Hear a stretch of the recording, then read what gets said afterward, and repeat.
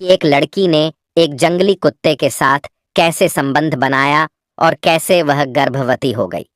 फिर गांव वालों ने उस लड़की के साथ क्या किया, आप सभी यह जानकर हैरान और परेशान रह जाएंगे। मित्रों, आज की कहानी दिल दहला देने वाली कहानी है। उस 18 साल की युवती और जंगली कुत्ते की कहानी सुनकर आपकी रूह कांप जाएगी और आप सभी यह सोचने पर मजबूर हो जाएंगे कि यह लड़की ऐसे कैसे कर सकती है। चलिए मित्रों, आप सभी का ज्यादा समय नष्ट न करते हुए है उस युवती और जंगली कुत्ते की कहानी सुनाना प्रारंभ करते हैं। मित्रों, पुराने समय की बात है। एक छोटे से नगर में रहने वाली संध्या अपनी मासूमियत और खूबसूरती के लिए जानी जाती थी। वह 18 साल की साधारण लड़की संध्या अपने माता पिता और भाई के साथ रहती थी। उसने नगर के समीप एक छोटा सा घना जंगल था जिसे लोग भूतिया जंगल कहते थे। नगर में इस जंगल को लेकर कई डरावनी कहानियां प्रचलित थीं। लोगों का कहना था कि वहां अजीबोगरीब घटनाएं होती रहती हैं, इसलिए कोई वहां जाने की हिम्मत नहीं करता था। संध्या को बचपन से ही जंगलों का बहुत शौक था।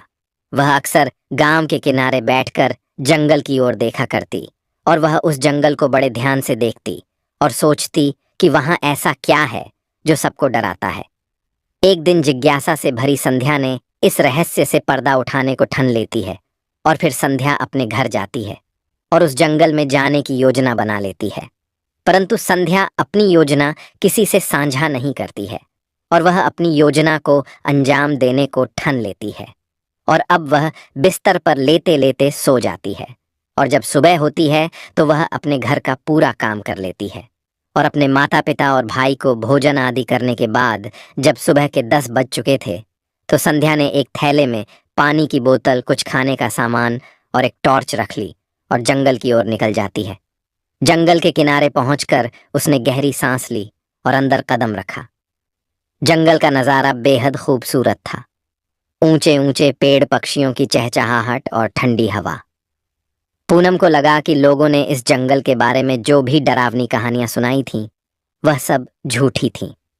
जंगल में चलते चलते उसे लगभग 1 घंटा बीत चुका था। मित्रों, अब संध्या थोड़ा और आगे बढ़ी तो उसे एक तालाब दिखाई पड़ता है। तालाब के किनारे का दृश्य बहुत ही सुंदर था। तालाब के किनारे मधुमक्खियों की गुनगुनाहट और चिड़ियों की चहचहाहट पूरे जंगल को जागृत कर रही थी और उसी तालाब के समीप एक झोपड़ी थी जिसे संध्या देखकर हैरान रह जाती है। और वह जब झोपड़ी के पास जाती है तो देखती है कि झोपड़ी में जैसे कोई रहता है। झोपड़ी के बाहर साफ सफाई थी और झोपड़ी देखने में नई पड़ रही थी। फिर संध्या उस झोपड़ी के किनारे बैठ जाती है और फिर वह भोजन आदि करने लगती है। भोजन करने के बाद वह वहां से जंगल की ओर अंदर जाने को सोचती है और वहां से चली जाती है। और जब वह जंगल का नजारा देखते हुए जा रही थी तभी अचानक से संध्या को महसूस होता है कि जैसे उसे कोई देख रहा है। उसने रुककर चारों ओर देखा परंतु उसे कुछ भी नजर न आया। उसे लगा कि यह कोई भ्रम है जो उसे डरा रहा है। संध्या यह सोचकर आगे बढ़ जाती है। फिर थोड़ी दूर जाने के बाद उसने पीछे से सूखे पत्तों की चरमराने की आवाज सुनी। डरते हुए उसने पीछे मुड़कर देखा तो वहां एक विशाल कुत्ता खड़ा था। वह लगभग 3 फीट लंबा था और उसकी आंखों में एक रहस्यमयी चमक थी। संध्या का दिल जोर जोर से धड़कने लगा। उसे लगा कि वह कुत्ता उस पर हमला करेगा और उसे मार कर खा जाएगा, परंतु कुत्ते ने कोई हरकत नहीं की। वह बस शांत खड़ा संध्या को घूर रहा था। संध्या ने धीरे धीरे पीछे हटने की कोशिश की, लेकिन तभी कुत्ते ने एक लंबी जंप लगाई और रास्ते को रोक लिया। फिर उस जंगली कुत्ते ने अपनी गहरी आवाज में कुछ अजीब सा संकेत किया।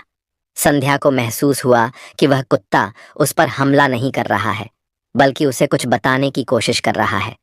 कुत्ते ने अचानक जमीन से पेड़ का एक बड़ा पत्ता अपने मुंह से उठाया और संध्या की ओर बढ़ाया। संध्या डरते डरते पत्ता लेने के लिए आगे बढ़ी। पत्ते पर अजीब तरह के निशान बने हुए थे जो किसी गुप्त संदेश जैसा लग रहा था। कुत्ते ने फिर से इशारा किया। तब उस युवती ने देखा जैसे कि कुत्ते के आंखों में अजीब सा रहस्य दिख रहा था। उस लड़की को ऐसा लग रहा था मानो उसे अपने पीछे आने को कह रही हो। संध्या के भीतर डर और जिज्ञासा का अजीब सा संगम था। फिर उस लड़की ने अपने हाथ जोड़कर भगवान से प्रार्थना की और फिर वह हिम्मत बांधते हुए उस कुत्ते के पीछे पीछे चलना प्रारंभ कर दिया। उस कुत्ते के पीछे पीछे चलते हुए उसे एक खंडहर दिखाई दिया। वह लड़की उस कुत्ते के साथ खंडहर के पास गई। फिर उस कुत्ते ने उस खंडहर के अंदर आने का इशारा किया। अब उस युवती के चेहरे पर डर साफ दिखाई दे रहा था। उस कुत्ते ने फिर से उस युवती को खंडहर के अंदर आने का इशारा किया। फिर उस लड़की ने फिर से हिम्मत जुटाई और उस कुत्ते के पीछे पीछे जाने लगी। वह कुत्ता आगे चल रहा था और वह लड़की कुत्ते के पीछे चल रही थी।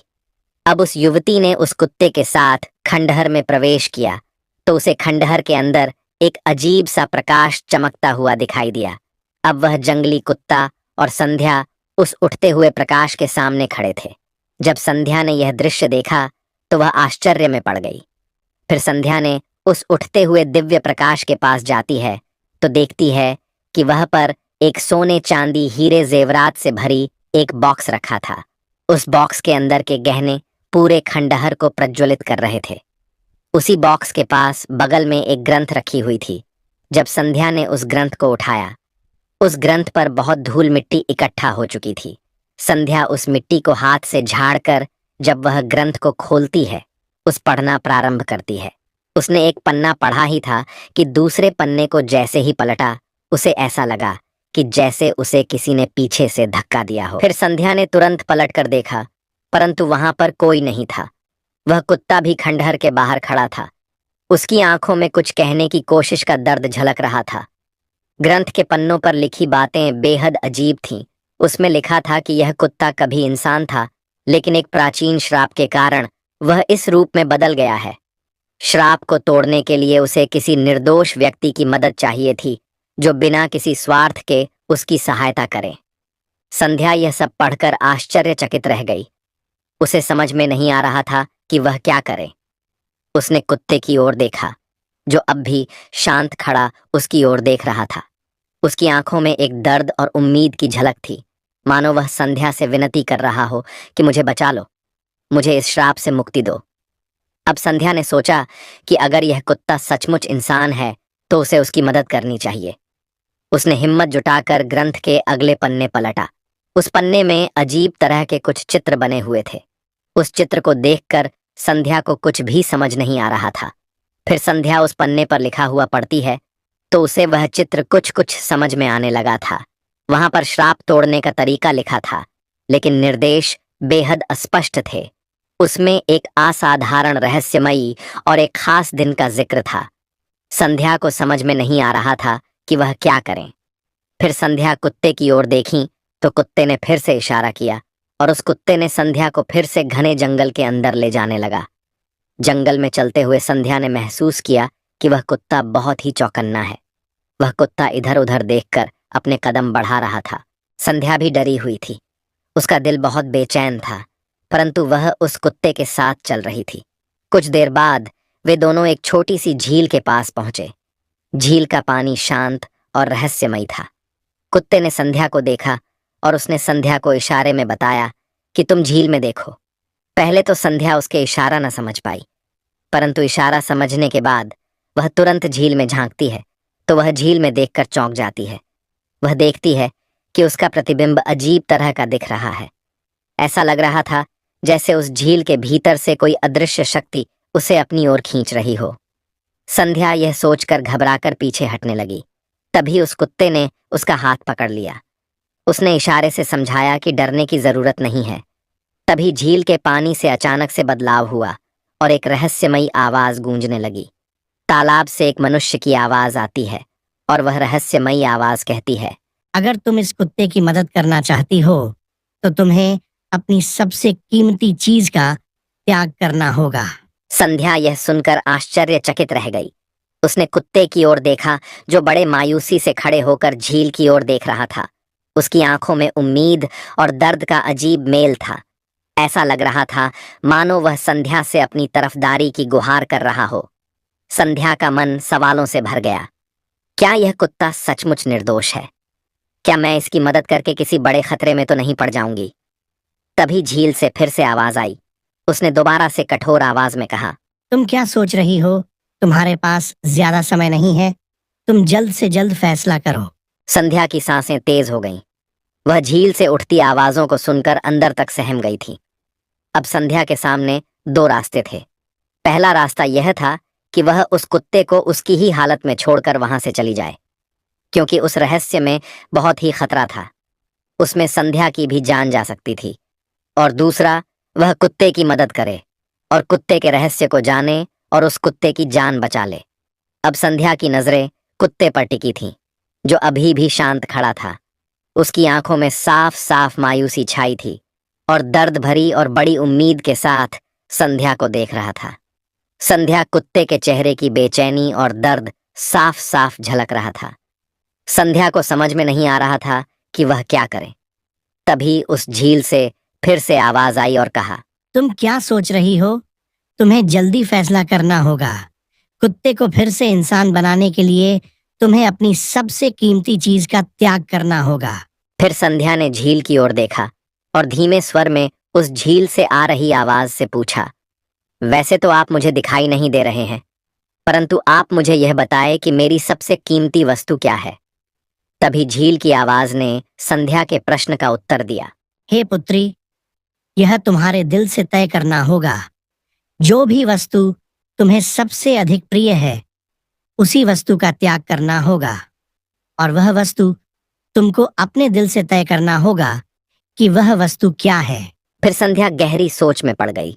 वह सोच रही थी कि मेरे पास ऐसी कौन सी वस्तु है जो मुझे सबसे अधिक प्रिय है। फिर संध्या सोच रही थी कि क्या मेरा परिवार या मेरी स्वतंत्रता या फिर अपनी खुद की पहचान।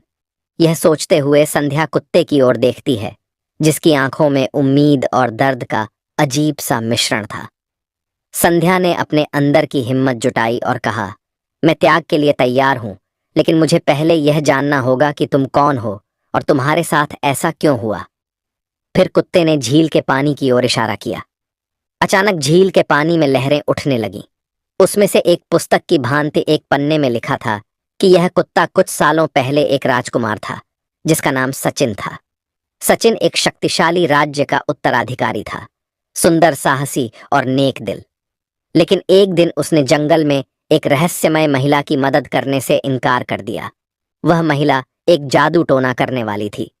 उसने यह अपमान सहन न कर पाई और अपमान से क्रोधित होकर उसने सचिन को कुत्ता बना दिया और कहा, तुम्हें इस श्राप से तब तक मुक्ति नहीं मिलेगी जब तक कोई निर्दोष लड़की अपनी सबसे प्रिय चीज त्याग कर तो बचाने का साहस नहीं दिखाएगी।